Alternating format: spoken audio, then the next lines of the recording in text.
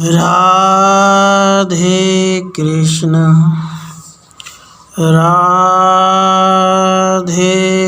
कृष्ण। फिर सांडिल्य जी ने अथर्वा से पूछा, जो परब्रह्म एक अक्षर क्रिया रहित मंगल स्वरूप और आत्म स्वरूप है, उससे यह विश्व किस प्रकार उत्पन्न होता है, किस प्रकार स्थिति करता है और किस प्रकार उससे लय पाता है, मेरा यह संशय दूर करना आवश्यक है। तब अथर्वा जी बोले, सत्य है सांडिल्य, परब्रह्म क्रिया रहित और अक्षर है, तो भी इस परब्रह्म के 3 स्वरूप हैं, सकल, निष्कल और सकल निष्कल। जो सत्य, विज्ञान, आनंद, क्रिया शून्य, निरंजन, सर्वव्यापी, अत्यंत सूक्ष्म सब और मुख वाला, बता सकने में असंभव और अमर है, वह निष्कल रूप है। अब इस परब्रह्म की जो सहज अविद्या, मूल प्रकृति और माया है, वह लाल, श्वेत और काली है। उसकी सहायता पाकर यह देव काला और पीला होकर मेरा और सबका ईश्वर नियंता होता है। यह इसका सकल निष्कल रूप है। अब इस परब्रह्म ने ज्ञान में तब से बुद्धि पाकर इच्छा की कि मैं अनेक रूपों में उत्पन्न होऊं। फिर इसने तपस्या की, तब सब कामना वाले इससे 3 अक्षर उत्पन्न हुए। वैसे ही 3 आकृतियाँ, 3 पद वाली गायत्री, 3 वेद, 3 वर्ण और 3 अग्नि प्रकट हुई। जो यह देव भगवान होकर सर्व ऐश्वर्य से युक्त, सर्वव्यापी, सर्व प्राणियों के हृदय में रहने वाला, मायावी और माया के साथ क्रीड़ा करता है, वही ब्रह्म, वही विष्णु, वही रुद्र, वही इंद्र, वही समस्त देव और समस्त भूतों के रूप में होता है।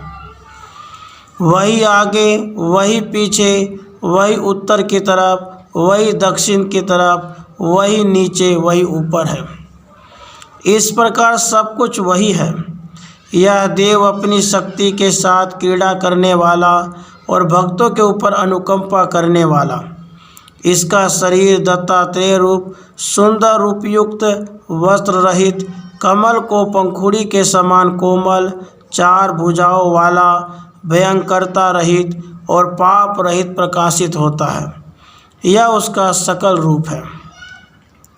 फिर अथर्वा से सांडिल्य जी ने पूछा, हे भगवान, मात्र सत्य स्वरूप, त्याग चैतन्य और आनंद रूप एकरस वाला यह परब्रह्म क्यों कहलाता है? तब अथर्वा ने कहा, वह स्वयं वृद्धि पाता है और दूसरों की वृद्धि करता है, इसलिए वह परब्रह्म कहलाता है। फिर वह आत्मा क्यों कहलाता है? वह इस प्रकार की सब में व्याप्त रहता है, सबको ग्रहण करता है और सबको खा जाता है। अब वह महेश्वर क्यों कहलाता है? इसलिए कि वह शब्द ध्वनि तथा आत्म शक्ति से बड़े बड़ों का नियंता है और बड़े बड़ों का ईश्वर है, इससे वह महेश्वर कहलाता है। फिर वह दत्तात्रेय कैसे कहा जाता है?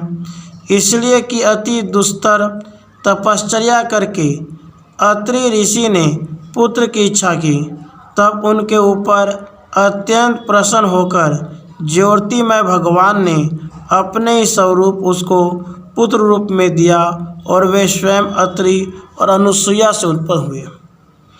इससे वे दत्तात्रेय कहलाते हैं।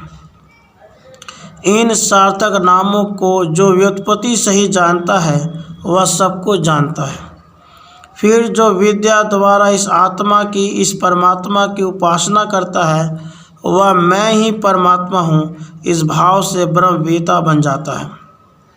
यहाँ पर ये श्लोक है, मंगल स्वरूप, शांत, इंद्र नीलमणि जैसे स्वाम, आत्म माया के साथ रमण करते, अवधूत दिगंबर, भस्म लगे हुए शरीर वाले, जटा जूट धारण किए हुए, व्यापक 4 भुजा वाले, उदार अंग वाले, प्रफुल्ल कमल जैसे नेत्र वाले, ज्ञान योग के भंडार, विश्व के गुरु, लोकों के प्रिय, भक्तों पर दया वाले, सबके साक्षी और सीधी द्वारा सेवित प्रभु दत्तात्रेय देव सनातन है और देवों के देव हैं। इस प्रकार जो निरंतर उनका ध्यान करता है वह सर्व पापों से मुक्त होकर मोक्ष को पाता है। ओम सत्यम इति। इस प्रकार उपनिषद समाप्त होता है। राधे कृष्ण, राधे कृष्ण।